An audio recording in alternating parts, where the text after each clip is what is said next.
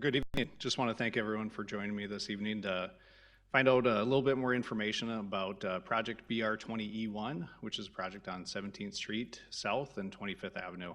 We'll just provide a little bit more information on that.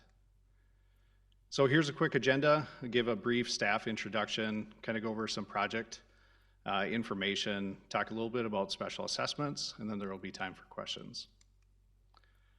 So with me here tonight, we have Aaron Edgar, the project manager for this project.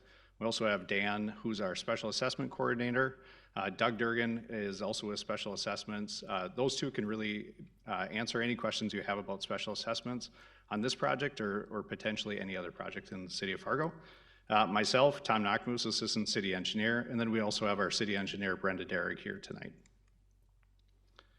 So as I mentioned earlier, this project is on 17th Street South and 25th Avenue, just west of the Kmart store off of University. There are a couple of components of this job. On 25th Avenue from about 17th Street to 16th Street, it'll be a partial road reconstruction to accommodate the installation of storm sewer. On 25th Avenue from about 18th Street to 14th Street, we'll be doing a Millon Overlay. And that Millon Overlay is really to improve the ride quality and extend the life of the pavement. On 17th Street, this is the most impactful portion of the project. This will be a full roadway reconstruction. It'll include water main replacement, water services, sewer service replacement, driveway approaches, sidewalk repairs as necessary, and then also street lights and storm sewer.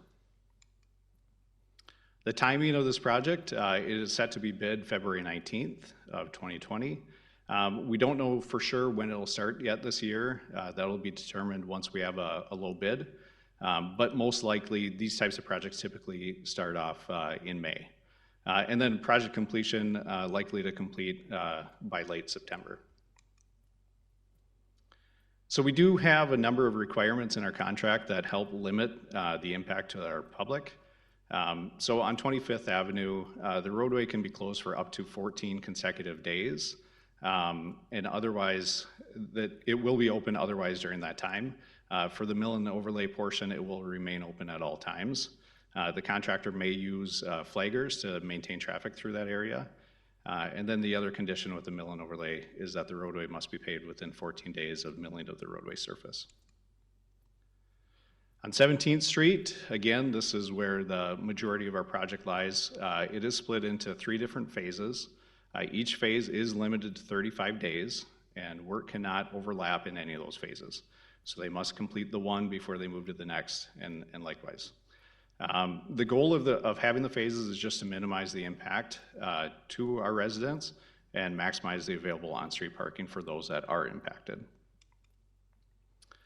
Project details. So these are a lot of the questions we get asked throughout a project or leading into a project. So the contractor must maintain access for garbage and recycling pickup, and also they must pick up the garbage or recycling. Pedestrian access will be maintained on a hard surface. That could be on a temporary concrete or temporary asphalt or compacted gravel that they would be responsible for maintaining. We do have temporary water pipes throughout the area, and that is to provide temporary water service when they're replacing the water mains. Temporary mailboxes will be placed at the intersection of 17th Street and 21st Avenue for those 17th Street residents that will be impacted. Homeowners do have an opportunity to widen the driveway if it complies with the city ordinance, and we do have forms available tonight if you're interested in doing that. We will be planting a number of new trees along the corridor, 25 to be exact, along 17th Street. And then throughout the 17th Street corridor, boulevards will be graded and seeded. So as I mentioned, temporary water lines, this is just an example of what it is. It's that kind of yellow pipe running adjacent to the sidewalk. And it's a little bit hard to see, but you can kind of see a black hose going up to the building.